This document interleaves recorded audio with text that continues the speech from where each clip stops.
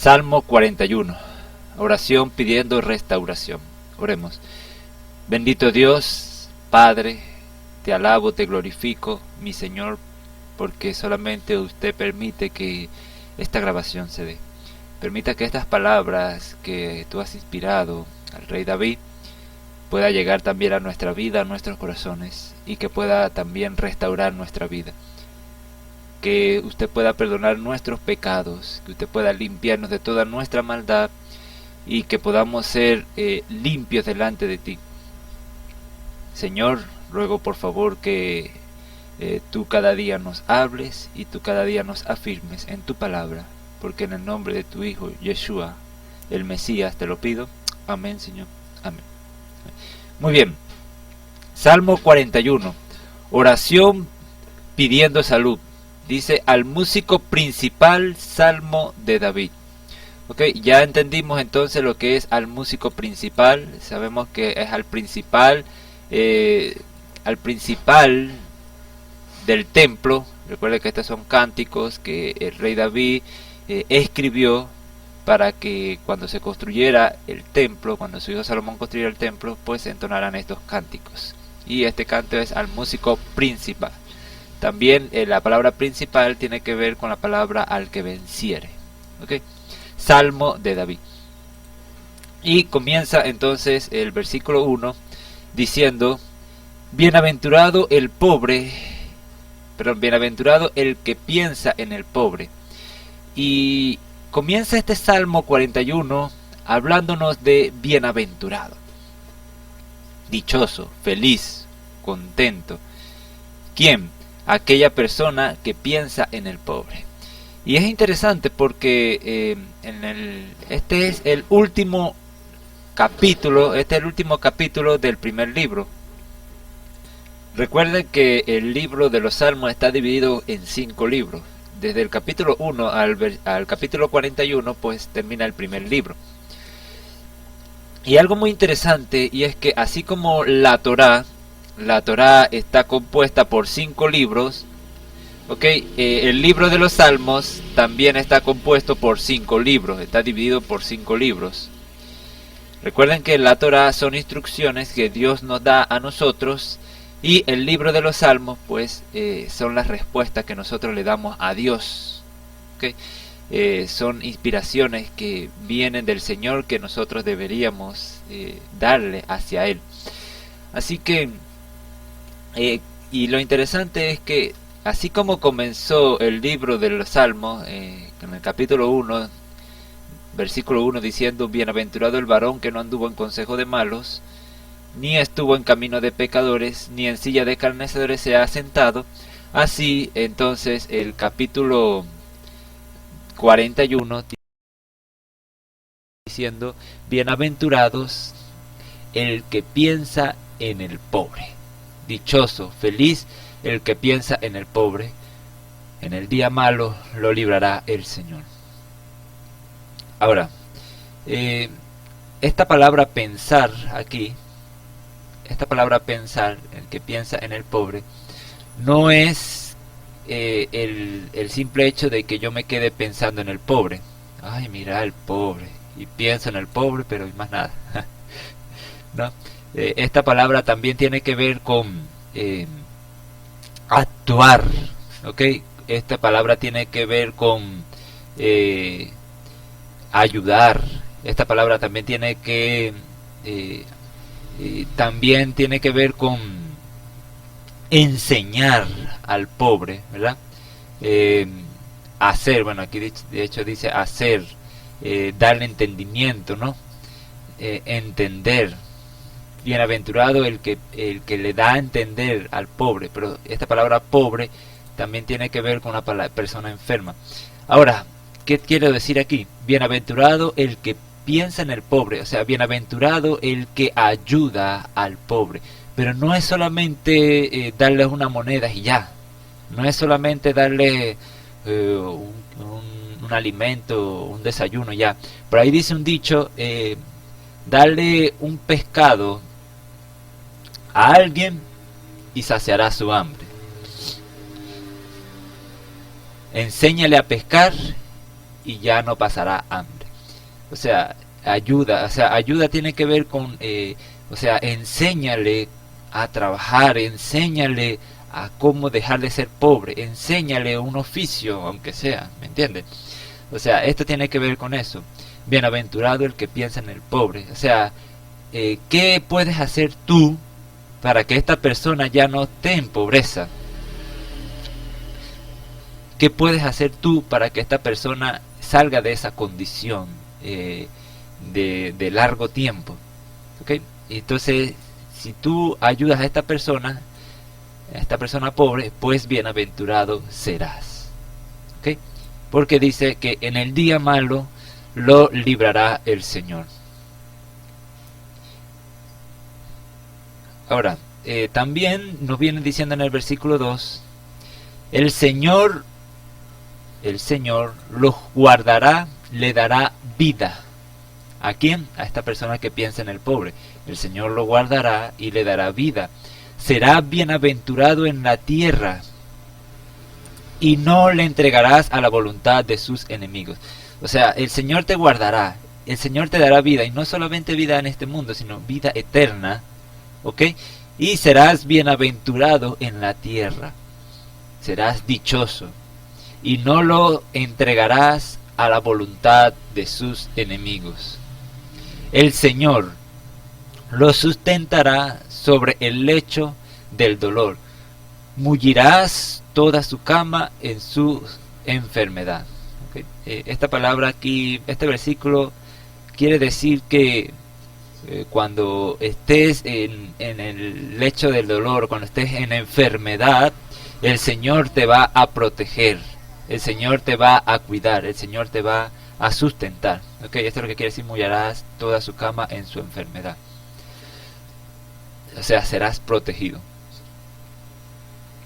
Versículo 4. Yo dije, ¿quién dijo? David.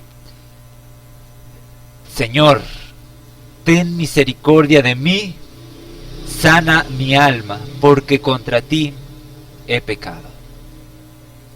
Mis enemigos dicen mal de mí preguntando, ¿cuándo morirá y perecerá su nombre? Y a la final, mis hermanos, tenemos que entender que todo pecado que nosotros cometemos es contra Dios. No podemos decir que yo pequé contra fulanito o yo le fallé a fulanito, no. A la final, cuando cometemos pecado, pecamos contra el Señor. Contra Él es que pecamos. Así que, ¿a quién debemos pedirle perdón? Al Señor. Claro, y si hemos ofendido a nuestro prójimo, también a nuestro prójimo, pero principalmente al Señor. Versículo 5. Mis enemigos dicen mal de mí preguntando, ¿cuándo morirá y perecerá su nombre? Y si vienen a verme, hablan mentira. Su corazón recoge para sí iniquidad y al salir fuera la divulgue. Y aquí ya el rey David pues trasciende de él y empieza a profetizar y empieza a hablar de Jesucristo. Desde el versículo 5 empieza a hablar del Mesías diciendo, mis enemigos dicen mal de mí preguntando cuándo morirá y perecerá su nombre. Y a la final esto es lo que quiere el enemigo. El enemigo lo que quiere es que la muerte y que perezcamos. O sea, que nuestro nombre sea borrado. Y si vienen a verme, hablan mentira. Su corazón recoge para sí iniquidad. Y al salir fuera, la divulgan. Y qué interesante, ¿no? Porque si vienen a verme, hablan mentira. O sea, empiezan a hablar cosas que no son, blasfemia. Y su corazón recoge para sí iniquidad, maldades, y al salir fuera la divulgan. O sea, no divulgan lo bueno, divulgan iniquidad. Reunidos, versículo 7, reunidos, murmura contra mí todos los que me aborrecen.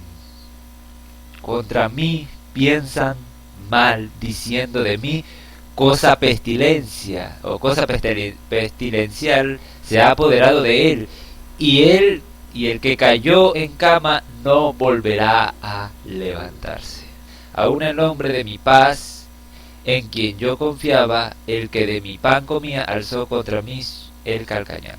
Y esta es una profecía que luego Jesucristo menciona en Juan capítulo 13. Vamos, Juan capítulo 13.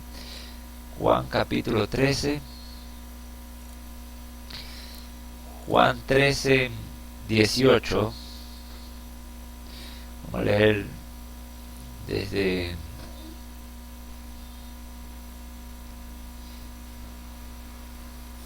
el versículo 15. Porque ejemplo os he dado para que como yo os he hecho, vosotros también hagáis. De cierto os digo, el siervo no es mayor que su señor, ni el enviado es mayor que el que le envió. Si sabéis estas cosas, bienaventurados seréis si las hacéis.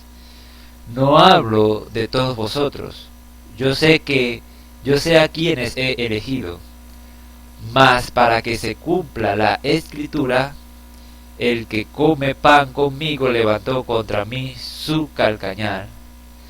Desde ahora os lo digo antes que suceda, para que cuando suceda creáis que yo soy. Y sabemos aquí que se refiere entonces a Judas Iscariote, el que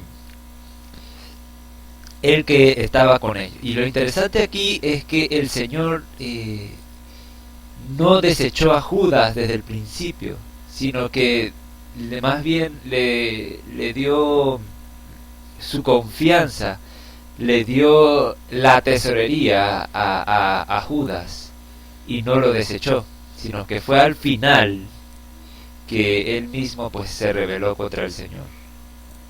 Ahora, algo muy interesante aquí en la palabra calcañar que vemos aquí en el Salmo.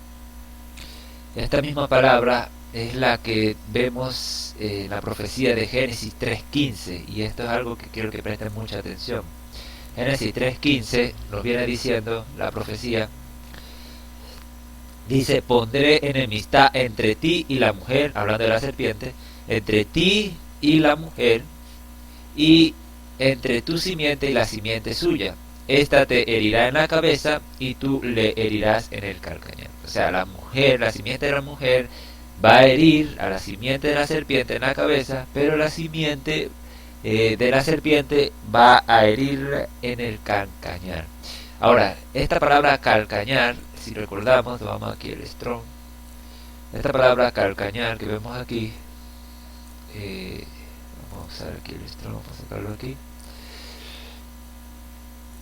Esta palabra calcañar, akeb, ¿verdad? Es la misma palabra que se utiliza para la Jacob. Si buscamos aquí Jacob,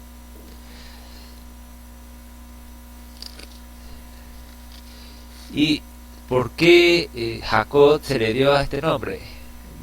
Porque cuando él nació, pues dice aquí las escrituras que venía trabando el talón de su hermano Esaú. Vamos a buscar aquí la palabra Jacob.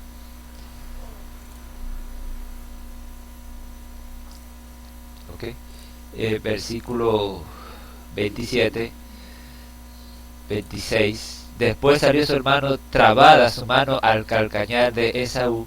Calcañar es el talón, y fue llamado su nombre Jacob. Así que la profecía viene diciendo que la simiente de la serpiente iba a herir el calcañar. Iba a herir el calcañar de esta simiente de la mujer, que si nos vamos a las escrituras, pues ¿quién es este calcañar? Pues la descendencia de Jacob.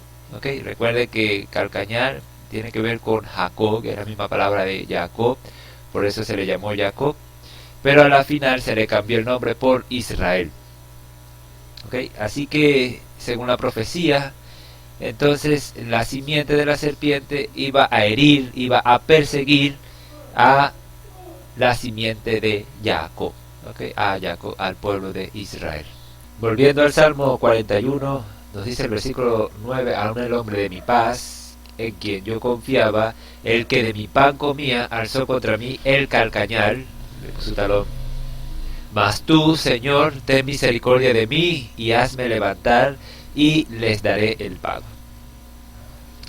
Aquí ya hablando de Jesucristo, de la resurrección. Mas tú, Señor, ten misericordia de mí y hazme levantar y les daré el pago. En esto conoceré que te he agradado, que mi enemigo no se huelgue de mí. Y esto, cuando habla aquí huelgue, tiene que ver con celebre, o sea, que no celebre, no se alegre de mi caída. ¿Okay? En cuanto a mí, y esto sabemos que está hablando del Mesías, porque dice, en cuanto a mí, en mi integridad me has sustentado. Y sabemos que tanto el rey David y ninguno del ser humano ha tenido integridad delante del Señor, por eso es que está hablando del Mesías. En cuanto a mí, en mi integridad me has sustentado y me has hecho estar delante de ti para siempre. Y el versículo 13 culmina diciendo, bendito Baruch, bendito sea el Señor, el Dios de Israel, por los siglos de los siglos. Amén. Así que aquí ya no habla de Jacob, aquí ya no habla de Talón, sino habla de Israel. ¿Por qué? Porque cuando comenzamos con el Señor, pues comenzamos, todos somos Jacob, o sea, todos somos mentirosos, todos somos traicioneros. Pero una vez que estamos delante del Señor, pues Él cambia nuestro nombre a Israel, que significa el que vence con el Señor. Así que cuando ya el Señor nos cambia el nombre a Israel, pues somos benditos por los siglos de los siglos. Amén y amén. Confirmación, que así sea.